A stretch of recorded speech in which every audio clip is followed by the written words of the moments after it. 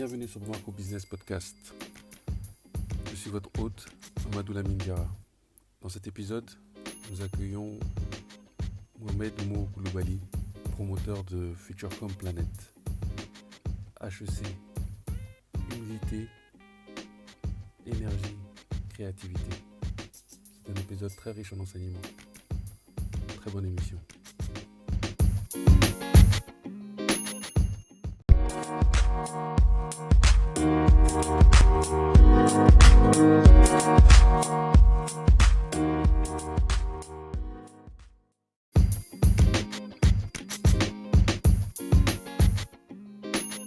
Ok, Mohamed Coulibaly, merci d'avoir accepté l'invitation et surtout d'être venu à ma rencontre.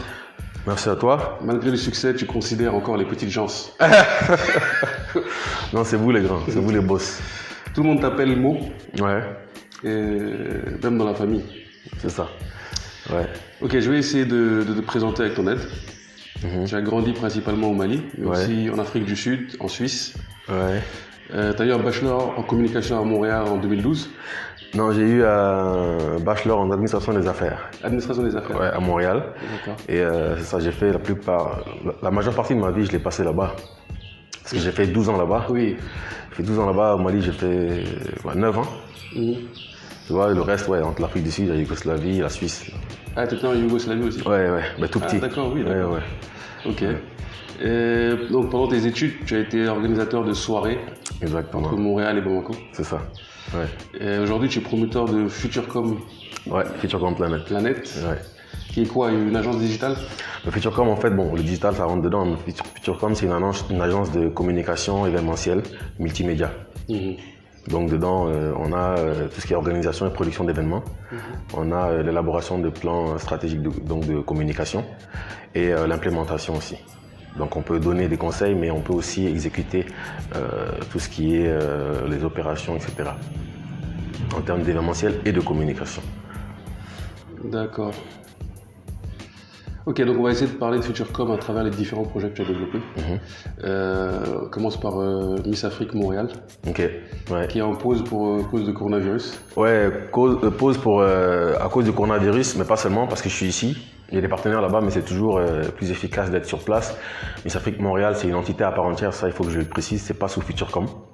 Donc on a l'entreprise Miss Afrique Montréal qui est créée au Canada et basée à Montréal. D'accord. On a aussi Miss Mali Canada, qui est basée au Canada. Et Futurecom, c'est plus pour l'Afrique, même si on a une petite touche de com là-bas dessus, on préfère mettre l'entité Miss Afrique Montréal en avant quand on travaille avec ça, quoi. Ok, et c'était quoi l'objectif de cet événement? Le Miss Afrique Montréal, c'était vraiment de donner cette confiance à toutes les jeunes femmes africaines qui venaient à Montréal s'installer pour les études. Donc à travers le projet, on leur donnait des petites formations, des ateliers de confiance en soi, expression orale, ils ont rencontré beaucoup de mentors. Donc on avait un 2 mois d'aventure, en fait on disait, 2 mois d'aventure qui aboutissait justement au gala, où on voyait chaque année la gagnante, la Miss, l'ambassadrice de l'année se faire élire par les juges et à travers les différentes notes que nous on donnait aussi de l'aventure. Donc l'objectif c'était vraiment de les former et qu'elles puissent s'affirmer en tant que jeunes femmes africaines pour ensuite, si toutefois elles rentrent dans les pays respectifs, pouvoir s'impliquer au niveau du développement de leur pays, quoi. Et donc le dernier épisode de Miss Afrique Montréal, c'était quand? La dernière édition, c'était en 2017. 2017. C'était en 2017, oui, avec Dadju, c'est un artiste qui maintenant a une certaine renommée. Donc depuis cette édition-là, on a travaillé, on a développé, on a modifié, amélioré certaines choses, mais on n'a pas encore lancé officiellement l'édition qui a suivi. On travaille toujours dessus, je pense que ça va se faire pour 2021. Ok. Donc, Planète A, salon de jeux vidéo. Il y a eu 2 éditions au Mali et une au Sénégal. C'est ça. Comment t'es venue cette idée? Planète A, c'est tout bête. J'étais avec mes neveux et mes frères. Puis ma mère devait voyager, elle devait partir sur Londres. Et elle hésitait entre 2 jeux à acheter aux enfants, ses petits-enfants. Et on leur demandait leur avis. Il y avait un jeu qui était plus ludique. Il y en a un qui poussait plus vers la réflexion. Donc moi j'étais, qui est Metal Gear Solid, moi j'étais plus pour Metal Gear Solid, il y en a qui étaient pour le jeu de foot. Donc on a beaucoup débattu. Finalement elle a acheté les deux. Et ça m'a donné l'idée vraiment de créer un événement, un festival qui va justement montrer les différents types de jeux, les avantages, les inconvénients, parce que le jeu vidéo est assez diabolisé. Les gens voient ça vraiment comme quelque chose qui, on va dire, détraque les enfants, alors qu'il y a certains jeux qui développent l'intelligence et développent la réflexion. Donc je me suis dit, ok, pourquoi on va lancer un événement, puisque je suis dans l'événementiel, et ça va me permettre de me rapprocher aussi de mes neveux, passer plus de temps avec eux. Pourquoi pas créer un événement qui montrerait les différents aspects des jeux vidéo. Après, bon, est venu tout ce qui est mouvement e-sport, qui est un mouvement qui aujourd'hui a une ampleur mondiale. Pour te dire, le jeu vidéo a dépassé le cinéma. C'est l'industrie du divertissement numéro 1 au monde. Donc après, bon, de fil en aiguille, plusieurs autres aspects se sont rajoutés, plusieurs idées, plusieurs, on va dire, axes à mettre en avant ici au Mali. Donc on s'est dit, on va développer en même temps le e-sport malien. Et il y a l'aspect manga aussi. L'aspect manga et anime. Donc anime entre parenthèses occidentaux et africains. Donc c'est pas seulement jeux vidéo. Planeta aujourd'hui, ça regroupe les jeux vidéo, ok, dont le e-sport, dont tout l'aspect digital, la digitalisation de la chose, et les animes japonais, africains, occidentaux, avec tout ce qui est cosplay, etc., culture japonaise. Donc c'est vraiment un gros festival qui aujourd'hui a pas mal de contenu. D'accord, et tu comptes poursuivre. Cette année, il n'y a pas eu d'édition non plus, c'est à cause du coronavirus. Cette année, justement, bon, on a eu de la chance parce que nous, on l'a fait. L'édition a déjà eu lieu. Il y a une édition 28 février. Ah, oui. Corona est venu juste après. Et là, on a une édition dérivée de Planeta, du festival, qui s'appelle le Mali Game Show, qui va se dérouler le samedi 28 novembre à l'Institut français. Ah d'accord, donc vous continuez quoi. On continue donc, ici à Dakar. C'est un nouveau concept ou c'est le même que... C'est le nouveau concept finalement qui va remplacer Planeta? Bon, Planet A, c'est le nom maintenant de l'entité du festival. Maintenant, le Mali Game Show, c'est sur un jour. Planet A, c'est sur 2 jours minimum. Mali Game Show, en fait, c'est à l'occasion de la journée mondiale du jeu vidéo, qui normalement est le 23 novembre. On a décidé de faire l'événement le samedi qui suit, donc le 28. Et c'est sûr que de février à maintenant, il y a eu d'autres ajouts. On a quelques nouveautés qu'on va présenter. Il y a eu des sorties de jeux. Nous aussi, dans nos concepts, on en a rajouté. Comme le concept de Bring Your Team. On va recevoir, on est en train vraiment de développer un partenariat avec plusieurs entreprises qui vont nous envoyer des équipes de gamers.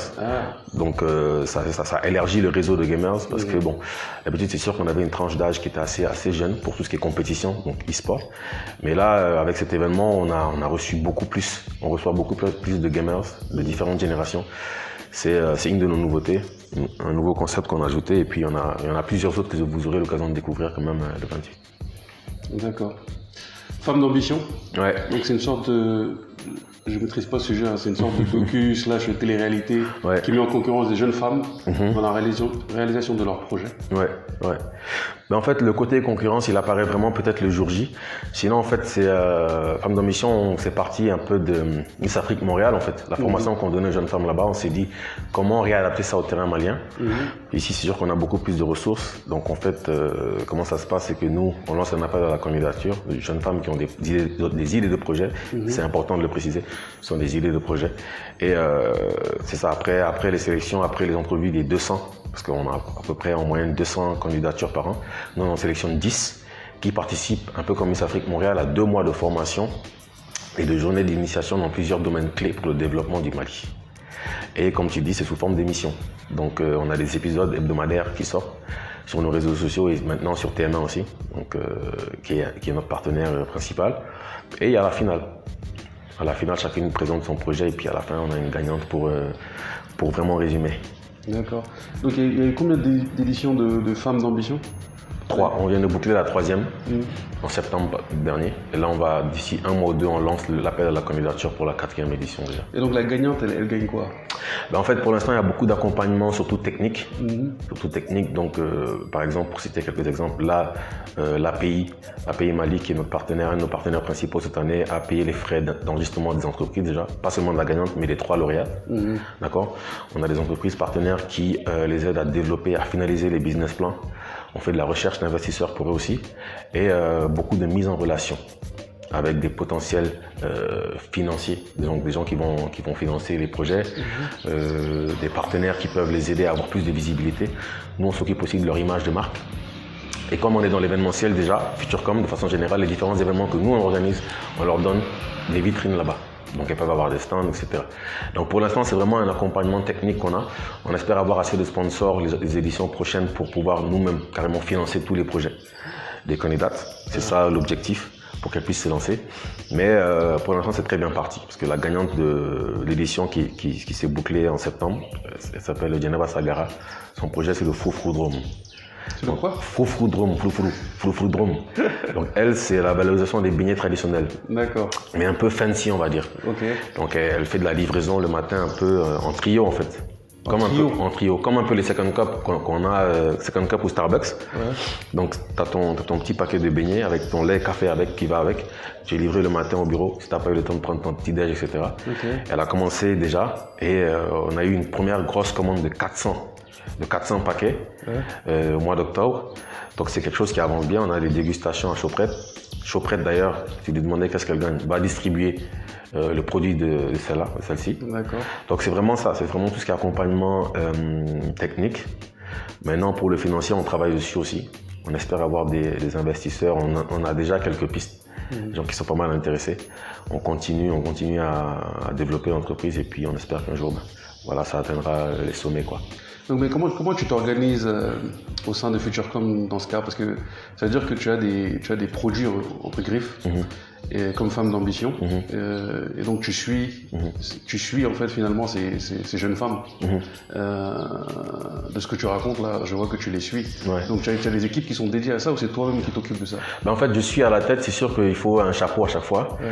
Donc comme tu dis, il y a plusieurs projets. Tu as les femmes d'ambition, tu as le Planeta, tu as des projets dérivés, tu as les projets des autres personnes, mais j'ai une équipe en fait sur chaque projet et moi de la tête en fait je supervise. Donc je m'organise avec mon timetable pour pouvoir allouer quelques heures à chaque projet par jour. C'est comme ça que je fonctionne. Et en dehors de Futurecom, c'est sûr que j'ai d'autres entités aussi à piloter. Donc c'est vraiment de l'organisation du temps. Mais je m'arrange pour avoir une équipe, des équipes différentes sur chaque projet. D'accord. Et sur Femmes d'ambition, par exemple, c'est la gagnante de la première édition. Tu as des nouvelles d'elle? Oui, ben c'est ça en fait. Ce qui est bien, c'est que les gagnantes des éditions précédentes sont toujours avec nous et elles s'impliquent à chaque fois pour les nouvelles. Donc la première lauréate qui est Djenebou de IAM, c'est sûr qu'elle, bon, elle est très très occupée parce qu'elle est chargée de communication, marketing aussi de IAM maintenant. Mais elle a continué à développer, c'était une association pour les enfants. Donc elle a continué à développer, elle a déjà obtenu les statuts, etc. Avec son équipe, ils sont en train de travailler. Mais depuis ça, à chaque édition de Femmes d'ambition, elle est là. Elle coach les filles, elle leur donne des conseils par rapport à elle, son parcours. L'édition numéro 2, c'était Fatoumata Prita qui a gagné. Elle aussi, on travaille toujours ensemble, on collabore toujours ensemble. Elle a réussi à lancer son produit qui s'appelle le lait honorable. Donc elle, c'est des produits laitiers. Donc tout ce qui est lait caillé, lait frais, yaourt, etc. Et elle a commencé à livrer, à distribuer justement le premier jour du Ramadan cette année. Donc ça, c'est une autre grande fierté pour nous. Elle est venue le jour du spectacle de l'édition 3, donner des conseils aux filles. Elle a fait un très beau speech sur scène pour motiver, un speech de motivation pour la jeune femme malienne. Donc elle, on travaille ensemble aussi pour déjà lancer la prochaine édition de Femmes d'ambition. Donc c'est ça, elle reste impliquée et pas seulement les lauréates, même celles qui n'ont pas forcément gagné, on est une grande famille. Là d'ailleurs, on va créer parallèlement le club des femmes d'ambition du Mali où d'autres jeunes femmes, même pas candidates à l'aventure, peuvent intégrer et s'impliquer dans différents projets sociaux en fait qu'on va développer. Ouais. D'accord, intéressant. Le tout dernier, c'est Natura, qui est très très récent. Je ne sais pas si tu en as déjà parlé. Ouais, ben c'est très récent, mais en fait, pas tant que ça, c'est que je travaillais déjà dans tout ce qui est un peu dans l'agro depuis 1 an et demi à peu près avec un partenaire, Sirebra Fatoumata Diallo, qui est la vice-présidente des femmes rurales du Mali. Donc on travaille sur certains projets ensemble. C'est juste que là, j'ai mis Natura comme nom de l'entité. Sinon, je le faisais aussi avec Fimoco, parce que je suis responsable développement communautaire chez Fimoco aussi. Donc là, on a créé l'entité Natura pour se spécialiser vraiment dans ça. Parce que Fimoco, c'est aussi un peu lié à tout ce qui est exploitation minière et tout. Natura, c'est vraiment tout ce qui est la promotion des ressources naturelles en fait, et l'agroalimentaire ici. Donc si je comprends bien, Natura, c'est lié à Fimoco? Ben, c'est parallèle. C'est parallèle. Donc s'il y a des contrats, des projets avec Fimoco, je peux m'en occuper. Mais on est en train de développer vraiment Natura, qui, comme tu dis, est très récent. Ça va faire juste quelques mois, je pense, 2 ou 3 mois que ça existe. C'est une entité à part entière? Ouais, c'est une entité à part entière. Ça fait pas partie de Futurecom? Non, c'est à part entière. C'est tout ce qui est agro et ressources naturelles. D'accord. Ok, bah voilà, ça c'est les principaux projets, ceux que je connais en tout cas. Ouais. Est-ce que tu en as d'autres dont tu veux nous parler?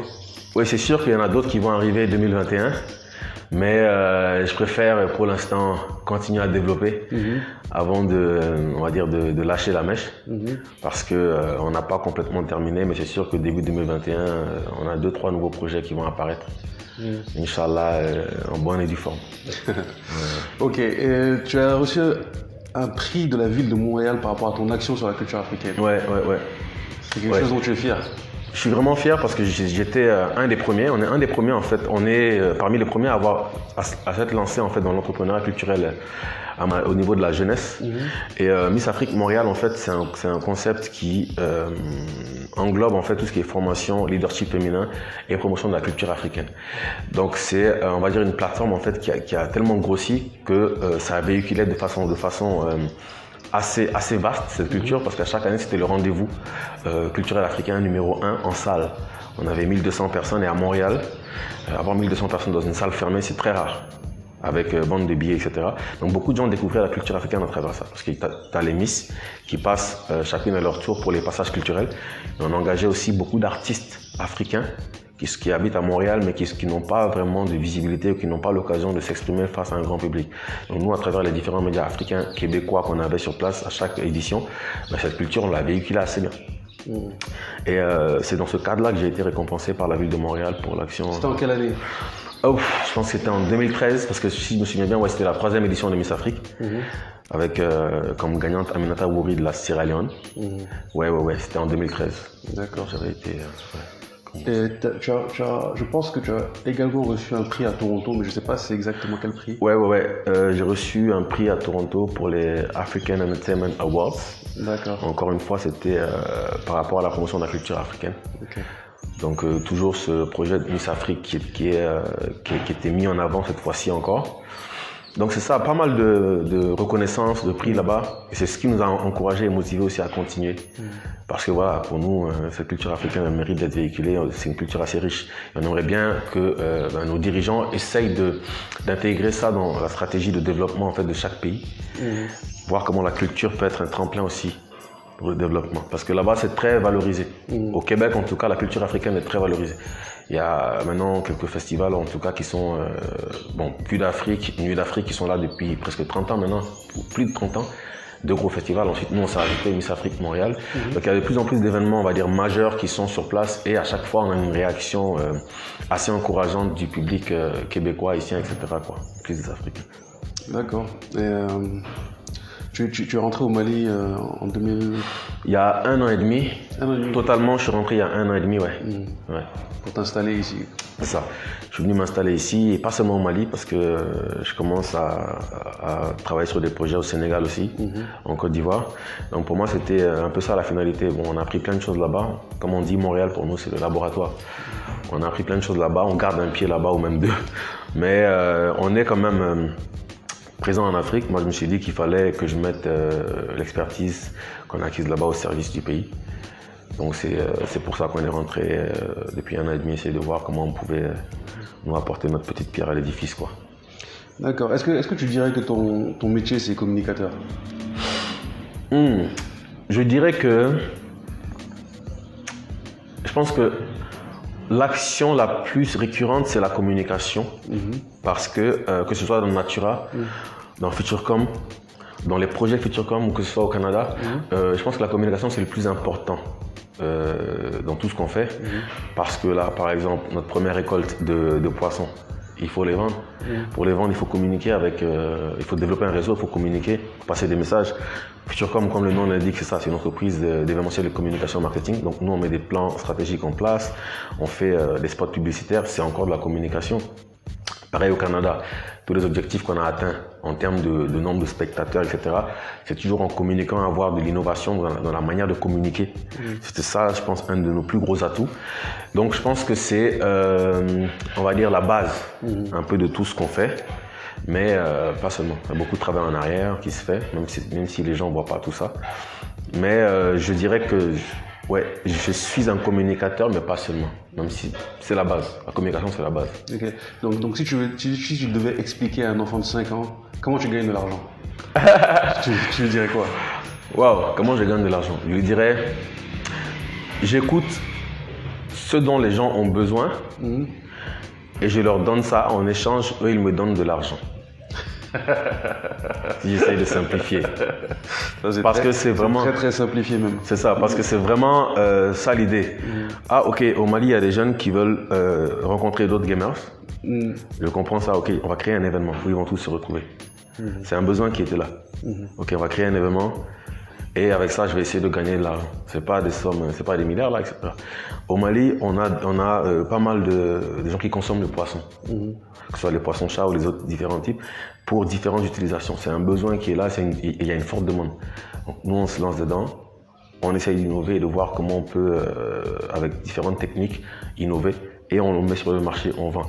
Donc tout ce qu'on fait, c'est vraiment par rapport aux besoins des gens et ce qu'ils demandent en réalité. Donc si je simplifie au petit enfant de 5 ans, je pense qu'avec ça, il comprendrait mieux. Ok, non, en tout cas, on a compris. Tu es très présent sur les réseaux sociaux.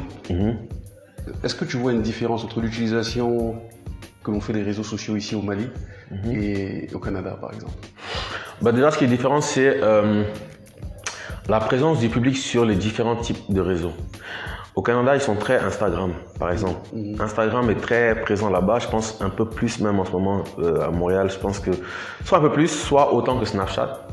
Facebook, c'est la base pour tout le monde, d'accord? Mais ici au Mali, par exemple, j'ai remarqué que les gens sont plus sur Snap et sur Facebook que sur Insta. D'accord. Donc déjà, et que sur LinkedIn. Surtout le public que nous, on vise dans nos différents projets. Donc au Mali, on est obligé de se focaliser sur Facebook, Snap un peu, mais mettre le paquet sur Facebook. Tu vois, donc ça déjà, c'est une différence. Sinon, à part ça, il n'y a pas grande différence parce que maintenant, au Mali, tout le monde a des smartphones, tout le monde est connecté, on a un bon réseau quand même. Donc les gens sont présents et c'est très facile de reach out to people sur Facebook. Si tu as une bonne stratégie de community management, tu touches rapidement et facilement ta cible et tu te rapproches vite d'eux.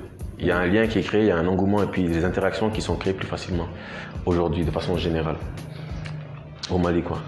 Et toi, dans ta stratégie de communication pour Futurecom et pour tes potentiels clients, est-ce que tu utilises de la publicité payante sur les réseaux sociaux ou c'est tout le temps organique? En fait, sur les réseaux sociaux, ça va dépendre. On peut utiliser tout ce qui est publicité payante peut-être pour un moment, pas en tout temps parce que sinon tu te crées on va dire une base de données qui n'est pas forcément, moi je pense, la plus pas crédible. Comment je peux te dire ça? La plus, je cherche le mot, qui va être la plus relevant pour toi. Tu peux le faire à un moment au début, après il faut que tu le fasses. Tu alimentes tes pages. Donc pour les noms anglais signifiantes, quoi. C'est ça, signifiante. Ouais. C'est ça, qui est la plus signifiante parce que ça peut être très trompeur. Tu peux payer Facebook pour avoir des followers, mais c'est pas des gens forcément que tu vas convertir en acheteurs. Tu peux payer Facebook pour avoir des likes, mais c'est pas forcément des bons likes comme on dit, parce que c'est pas des gens qui vont forcément se convertir encore une fois en acheteurs, etc. Donc c'est bien pour un moment de le faire. Après tu regardes le résultat, tu regardes comment ils réagissent. Tu le fais par toi-même en développement, en faisant des bons posts, des bonnes publications qui sont vraiment au cœur de la chose. Et tu peux te créer des périodes différentes où tu sponsorises en fait les publications. Moi c'est comme ça que je fonctionne en tout cas. Et comme personnellement j'ai un gros réseau, j'alterne en fait, je mélange les deux. Dans mon planning de publication et de community management, je vais savoir, ok, à telle période, je vais sponsoriser pour voir. Après, je vais faire avec Mo Coulibaly mes différentes pages. Après, s'il y a besoin de sponsoriser, par exemple, un événement où tu veux toucher un public tellement large que, voilà, là, tu peux te mettre un 10 ou 15 000 francs sur une publication pour l'événement. Et dans ça, tu récoltes ceux qui vont être après les abonnés fidèles. Tu travailles sur eux. Tu crées un lien avec eux, tu développes. C'est comme ça que petit à petit, tu vas te retrouver avec un 15-20 000 personnes qui sont là pour ton contenu de page, quoi. Est-ce que de ce que tu dis en fait, moi ce que je comprends c'est que le ciblage sur Facebook au Mali par exemple n'est pas aussi efficace qu'un ciblage qu'on pourrait faire en France ou au Canada? Non, le ciblage pour moi il peut être efficace partout, mais il faut savoir cibler. Soit tu cibles par rapport à ta page, déjà, il faut que les gens sachent que tu peux cibler, tu peux sponsoriser ta page, tu peux sponsoriser des publications. C'est différent. Maintenant, si tu as une page de façon générale, qui est là comme un Planeta par exemple, ta Planeta, tu peux sponsoriser Planeta pour cibler les jeunes de tel âge qui sont intéressés par telle chose. Maintenant, à travers Planeta, tu as des publications qui sont de différentes catégories. Tu peux avoir une publication liée à un événement, une date particulière, comme tu peux avoir une publication liée à quelque chose qui peut intéresser les parents. Ce qui est bon à savoir, c'est que la manière de sponsoriser est différente. Quand tu sponsorises une publication où tu veux t'adresser aux parents des gamers, tu vas choisir des pistes de cibles différentes que quand tu sponsorises l'événement Planeta en lui-même. Donc, dépendamment de la publication, il y a un public cible différent que tu peux vouloir toucher. Et c'est un peu ça la complexité que beaucoup de gens n'arrivent pas à faire. Est-ce que tu maîtrises cette partie technique là? Parce que je vois que tu en parles. C'est toi qui t'occupes de ça? Oui, c'est moi qui m'occupe de ça pour les différentes entreprises, que ce soit Planeta, Mali Sport, Futurecom, etc. Et je sais que Facebook, c'est un moyen, par exemple, je sais pas, je n'ai pas vraiment utilisé ici au Mali en tout cas, mais c'est un moyen de voir en fait la part de marché qui existe en fait pour une certaine cible qu'on cherche. En fait. Parce que du coup, comme sur LinkedIn, ils te disent en fait la cible que tu cherches, ça représente combien de personnes en fait. Ça, c'est en fait, ce que tu utilises. Ouais, j'utilise. Après, bon, des fois, j'engage aussi des community managers sur certaines périodes, mais que je guide. À qui je dis vraiment ce que j'attends, etc. La fréquence des publications en plus de ce que moi-même je fais. Maintenant, pour répondre à ce que tu dis, c'est que ils te disent le nombre de personnes que tu vas reach dépendamment de la somme que tu injectes. Ils vont te dire par exemple sur $5, si tu mets $5 sur 2 jours, tu vas atteindre, je dis ça comme ça, 2000 personnes. Plus tu mets de l'argent, plus tu atteins les gens. Après, tu as des objectifs dans le ciblage. C'est quoi ton objectif? Est-ce que c'est avoir des likes? Est-ce que c'est avoir des messages, etc., etc. Donc, c'est des petits détails comme ça qu'il faut remplir dépendamment de la publication. Et après, tu as les résultats, tu as le rapport de la publication. Tant de reach, tant de likes, tant d'interactions, tant de commentaires, etc. En fonction de ça, il faut s'ajuster. Est-ce qu'il faut mettre plus d'argent? Est-ce qu'il faut que je développe la page d'abord sans sponsoriser? Encore une fois, je vais attendre 3-4 semaines avant de responsoriser. Est-ce que j'ajuste? Est-ce que je mets moins d'argent? Est-ce que si, est-ce que ça? Donc, dépendamment de l'objectif de chaque entreprise, tu t'ajustes en fait. Ça dépend de tout un chacun. Il y en a qui vont venir directement, ils vont te mettre 100 000 francs sur une publication. Ça va reach beaucoup. Mais est-ce que ces gens-là se transforment vraiment en abonnés, en followers sur l'année de façon régulière? Est-ce que c'est un ciblage de qualité? Est-ce que c'est ça? Est-ce que c'est un ciblage de qualité? C'est ça la complexité. Okay. Quel est le rôle de la créativité en fait dans ton domaine d'activité? Je peux préciser ma question juste par rapport au fait que ce que j'essaie de dire en fait, c'est que les gens ici au Mali, je pense que tu l'as remarqué, ils ont tendance à reproduire tout ce qu'ils voient ou tout ce qu'ils croient qui marche en fait. Ça. Et donc, est-ce que tu utilises la créativité pour te différencier finalement? Mais moi en fait, la créativité, je dirais même que c'est ma principale, je pense, valeur si je peux dire ça, parce que je repousse toujours mes limites et je me dis toujours qu'il faut que je sois créatif par rapport à tout ce que je fais. Que ce soit dans Natura, que ce soit dans Futurecom ou les différents projets qui sont sous Futurecom.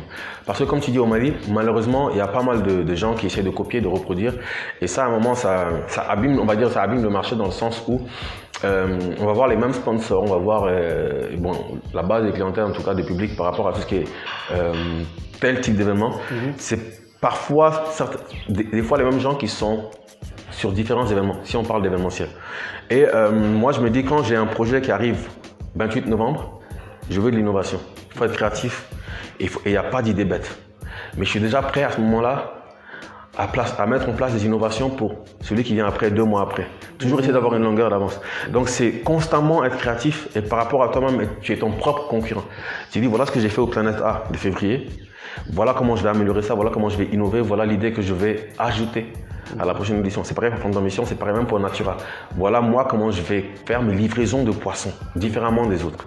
Voilà ce que je vais ajouter qui peut toucher la personne. Voilà ce que si ça. Donc toujours en train d'innover quoi. Tout le temps en train de réfléchir parce que pour moi c'est le plus important. Et c'est ce qui me rend fier de moi-même. Quand je crée quelque chose de nouveau et qui marche. Que ce soit Miss Afrique Montréal, c'est quelque chose qui n'existait pas à Montréal. Tu vois, le côté télé-réalité, etc. Formation de jeunes femmes africaines, c'était une première. Et c'est ce qui a plu. C'est ce qui a créé un engouement. Pareil pour Planeta. Dès que tu viens à quelque chose de nouveau, les gens, je dis pas qu'ils accrochent en tout temps, mais une fois que tu le fais et que ça prend, tu te tiens encore plus fier de toi que si c'est juste quelque chose qui est déjà là, que tu essayes juste de reproduire, etc. Moi, personnellement, je ne suis pas dans cette optique-là. C'est pas dans mes valeurs. C'est toujours être créatif et innover, quoi. D'accord.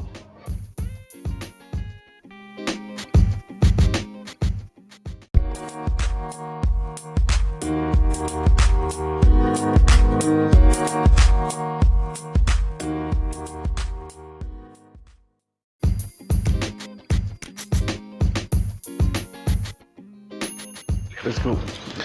Ok, depuis que tu es ici, qu'est-ce qui a été le plus grand obstacle que tu as rencontré? En fait, c'est ça, c'est que c'est un peu un ensemble parce que les mentalités ne sont pas les mêmes ici au Canada. Il y a un aspect qui rentre en compte au Mali qui est le social. Là-bas, il n'y a pas d'état d'âme.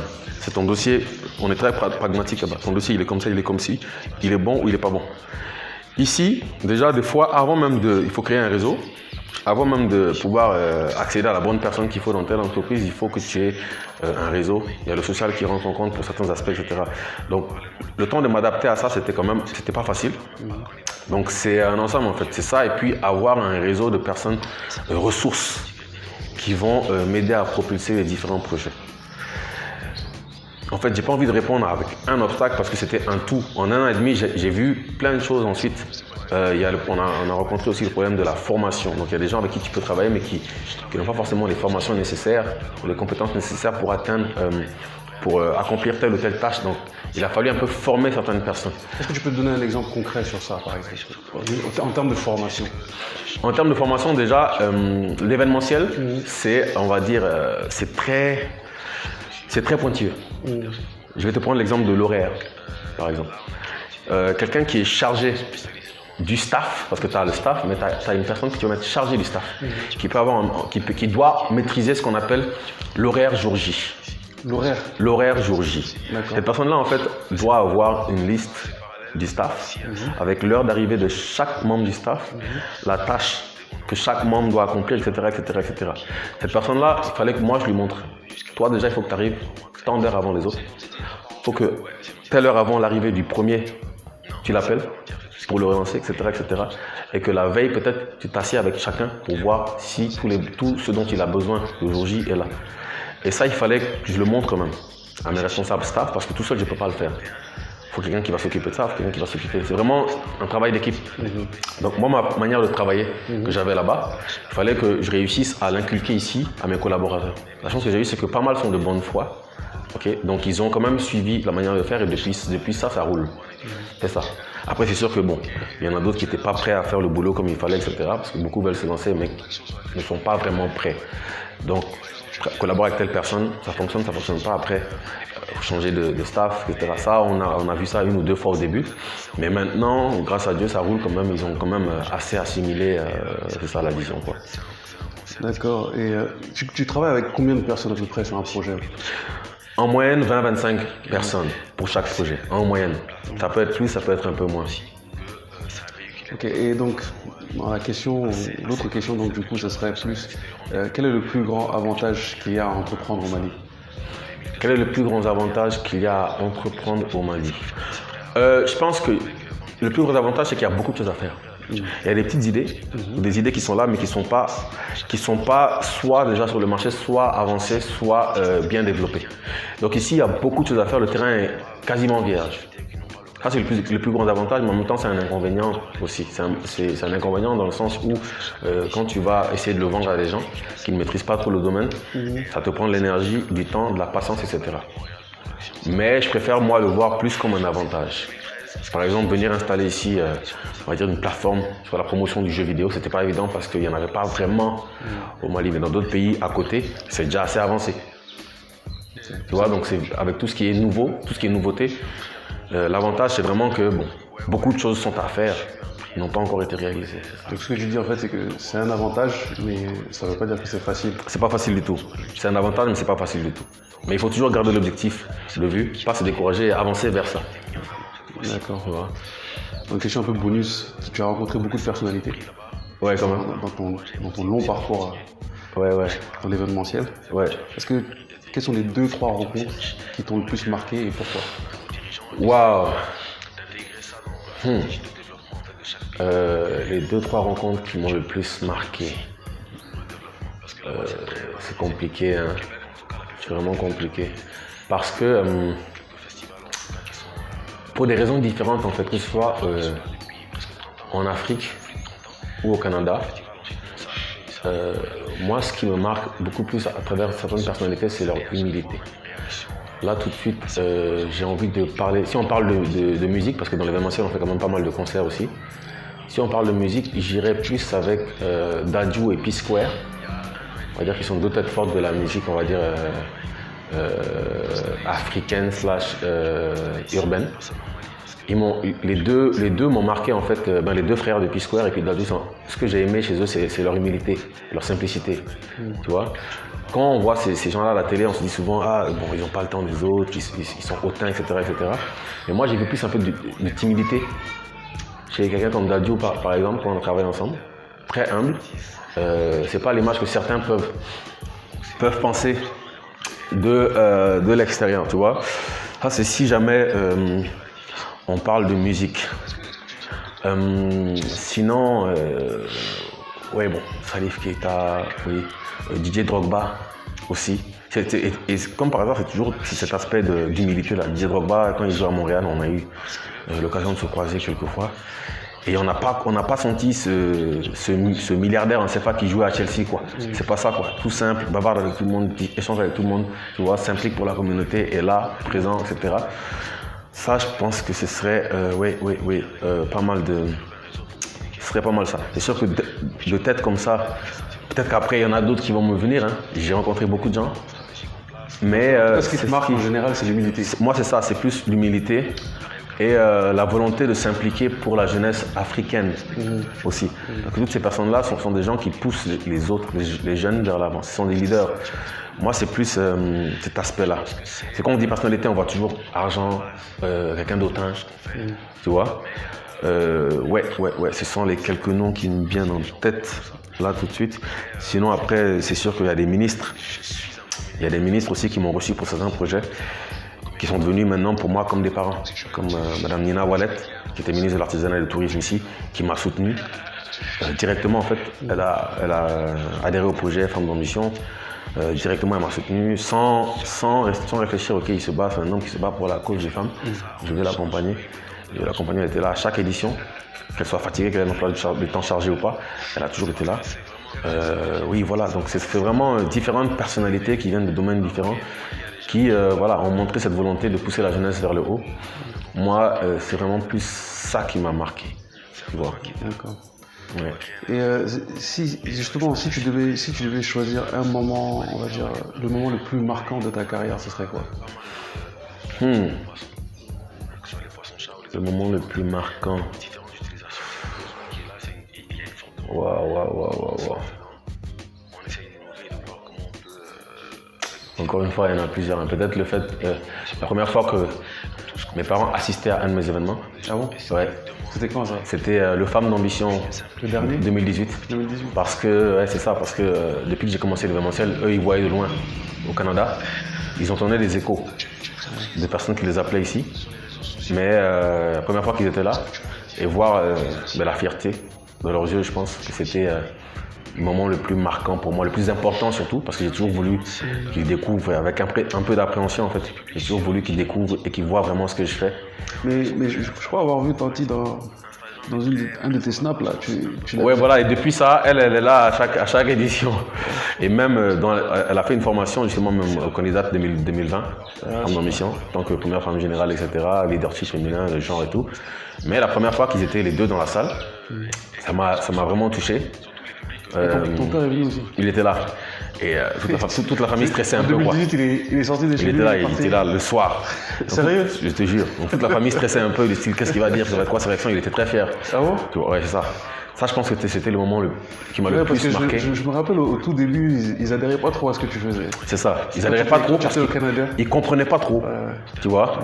Pour cette partie-là, parce que ils ont vu l'aspect développement. Dans chaque projet qu'on fait, même projet événementiel, on a toujours un aspect développement et un aspect social. Et moi, c'est toujours ça que j'essaie de mettre en avant plutôt que l'événement de façon pure en fait. Tu vois, Femmes d'Ambition, c'est vraiment le leadership féminin, pousser la jeune femme malienne à entreprendre. C'est plus cet axe-là qu'on met en avant. Tu vois, ça ce serait pour cette partie-là. Sinon, oui, le moment où, il y a un moment très important aussi, c'était, je ne m'attendais pas et Dadju m'a appelé sur scène. Parce que c'était la première fois que lui, Dadju, montait tout seul sur scène pour chanter. Ah, d'accord. C'était avec moi. Donc je passais dans le public à un moment et puis j'entends Dadju qui, ce monsieur, etc., Mo Koulibaly, etc., etc. dis qu'est-ce qui se passe? Là, il m'a appelé sur scène, il m'a remercié devant tout le public. Il m'a dit c'était où ça? C'était à Montréal. À Montréal. C'était à Montréal en 2017. Il m'a dit que c'est la première fois qu'il chante seul sur scène. Ah bon? En tant qu'artiste d'adjo. Okay, juste après le groupe Shinsekai. Donc c'est historique. Parce qu'au début, il rappelait. Il chantait avec Aboutal. Ils avaient le groupe Shinsekai sur Watibé. C'est ça, ouais. Tu vois? Ouais, donc ça c'était vraiment inédit pour moi. Et quand je vois là où ils sont aujourd'hui, c'est carrément, je pense, numéro 1 en France aujourd'hui avec Aya, dans tout ce qui est afro-urbain. Donc je suis très fier d'avoir été le premier à le produire sur scène. Et ça m'amène aussi à dire que voilà, la personnalité qui m'a le plus marqué, je te dirais Dawala aussi. Dawala, fondateur du Watibé, qui est quelqu'un de très humble, qui a des valeurs en fait que je respecte beaucoup et qui vont avec mon éducation. Il est humble et loyal. Tu vois, une petite anecdote, Dawala, on s'est connus à travers je pense, ça, une personne qui nous a mis en commun ici. Et depuis ça, il m'a soutenu dans tous mes projets alors qu'il n'avait pas vraiment besoin de moi. Canada, etc. On a lancé Watibé là-bas. Il s'est déplacé, il est venu pour mon concours Future Star. Très humble, il n'y avait pas de chichi. Même si c'était un taxi, il était prêt à le prendre. En dehors de la voiture qu'on avait à louer. Non, t'inquiète, frérot, etc. Je vais prendre mon taxi, je vais aller là, manger le burger tranquille, je rentre à l'hôtel. Non, ne te prends pas la tête, etc. Très cool, très humble et qui m'appuie maintenant dans tous mes projets au Canada, au Mali, qui me fait confiance aveuglément pour tout. D'accord? Donc c'est quelqu'un que je respecte beaucoup et qui, voilà, l'anecdote c'est quoi? C'est qu'il y a des gens qui l'ont appelé du Canada après. Ah, on a besoin de Watibé, il a dit, tu vois avec moi. Et ça, c'est pas tout le monde qui le fait. Quand il y a un business en arrière, donc voilà, c'est Canada, t'appelles beaucoup. Et ça, c'est quelque chose que j'ai respecté, ça a boosté encore plus le respect que j'avais envers lui. Je dirais, oui, franchement, c'est la rencontre la plus grosse que j'ai faite. Dawala Watibé, ouais. D'accord, tu as failli l'oublier quand même. C'est ça. J'ai failli, en fait, c'est ça, j'ai failli, parce que je me rappelle qu'il y avait eu, enfin, qui tu sais m'avait parlé d'une collaboration peut-être que tu devais faire avec Dawala au Canada. Ouais. Et après, j'ai plus eu d'écho en fait. Ça a été fait. Ouais. Ça a été fait, sauf que moi, je suis entre Mali et Canada maintenant. Ce qui est bien, parce qu'il faut avoir un pied ici. L'Afrique, c'est l'avenir. Si tu remarques bien, même les grosses multinationales américaines sont en train de se pencher vers l'Afrique dans toutes les industries, même au niveau du jeu vidéo. Tu vois. Donc, Dawala, on a collaboré ensemble. Et ce qui est bien avec lui, c'est que moi, là où j'aspire beaucoup d'Ibali à être dans 5-6 ans, c'est là où lui, il est déjà. Donc, c'est un bon modèle pour moi. Tu sais, la Watisport, nous, on lance bientôt le Futur Sport pour management sportif. Il a Watisport, il a le Watibé, il a le Wati Comédie. Donc, il est très diversifié, tu vois, en dehors de tout ce qui est industrie qui marche en Afrique, qui ne sont pas les plus mises en avant dans la communication. Donc, c'est quelqu'un en fait, qui m'inspire beaucoup aussi. Et avoir eu la chance de le rencontrer, de le côtoyer, de lui parler comme je veux, là je lui écris sur WhatsApp ou sur Insta, il me répond direct. Il n'y a pas de barrière entre nous.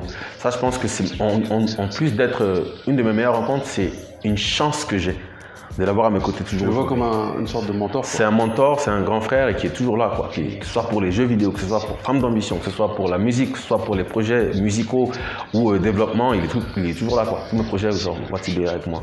Pour la petite histoire, on ne savait pas que tu lançais Future Sport, mais bon. Ouais, voilà, c'est quand je te dis qu'il y a plein de projets qui vont arriver début 2021, ça va être coaching sportif, management aussi d'athlètes. D'accord. Ouais. Ici au Mali. Ici au Mali. Ou partout, en fait. C'est ici au Mali d'abord. Ouais. Après, c'est sûr qu'on travaille sur des partenariats avec l'entreprise aussi au Canada. Tu penses qu'il y a un marché pour ça? Il y a un marché parce qu'il y a beaucoup de talents maliens. Nous, on va lancer un centre de formation. Bon, je t'en dis un peu plus. On va travailler sur le lancement d'un centre de formation de foot. Donc, on va organiser des camps de foot. Tu vois, pour justement mettre en avant les petites pépites qu'on a ici. Tout ce qui est ressources maliennes, en fait, on veut mettre en avant à travers les différents projets. Tu vois, que ce soit Femmes d'ambition au niveau de la femme, que ce soit les gamers, que ce soit l'agroalimentaire naturel, les ressources naturelles. Et les talents de foot sont, je pense, une très grosse ressource pour le Mali. Si tu regardes les joueurs maliens qui jouent à l'étranger et la façon dont ils contribuent, on va dire, au développement ici et au bien-être de leur entourage, c'est incroyable. Un peu comme les artistes qu'on a. On va faire des formations d'artistes aussi avec Future Star. Désolé, je lance tout un peu en vrac, qui est lancé justement en partenariat avec Watibé. Parce que les artistes, les rappeurs ici sont une énorme source de revenus pour eux et leur famille, et même par rapport à la scolarisation. Les artistes qui payent et la nourriture, et les médicaments, et les frais de scolarisation de leurs neveux, etc., de leur entourage. Donc nous, c'est vraiment voir toutes les ressources qu'on a en Mali et les développer. C'est pour ça qu'on va se lancer aussi dans tout ce qui est management et développement sportif des jeunes, d'un certain âge, des plus bas pour l'instant, pour tout ce qui est professionnalisme au niveau du foot, etc., parallèlement à l'école, parce que ça va être sous forme de sport-études aussi. Tu vas devoir recruter un peu. Ouais. je vais devoir recruter du staff parce que je ne peux pas tout faire tout seul. Donc on est en train de travailler sur tout ça et encore une fois avec le soutien de Dawala et puis d'autres partenaires qui sont au Canada. Ok. Si un jeune qui veut entreprendre vient te voir aujourd'hui, est-ce que tu as un conseil pratique à lui donner qu'il peut appliquer dès demain? Le conseil que je peux lui donner, qu'il va appliquer dès demain, c'est de trouver son originalité. Trouver son originalité, être créatif, ok, et de se battre avec ça. Ça va être sa meilleure arme. Parce qu'on va essayer de lui mettre des bâtons dans les roues, on va essayer de le tacler, on va essayer de le copier, mais qu'il se concentre sur son originalité et qu'il avance en fonction de ses moyens de façon graduelle. Tu vois, parce que beaucoup de gens veulent arriver et tout avoir tout de suite. Quand ils n'ont pas tout de suite, ils se découragent. Et il faut se fixer un objectif et se dire que je vais y aller avec telle étape, c'est faire un planning.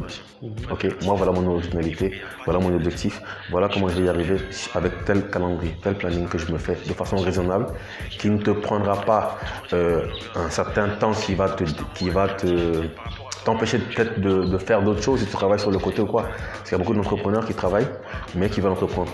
Donc c'est vraiment bien gérer son temps, bien gérer son temps, avoir son originalité et aller graduellement vers son objectif. Une fois que tu fais ça, je pense que c'est très rare que ton projet n'aboutisse pas. Merci beaucoup. Merci à toi d'avoir écouté.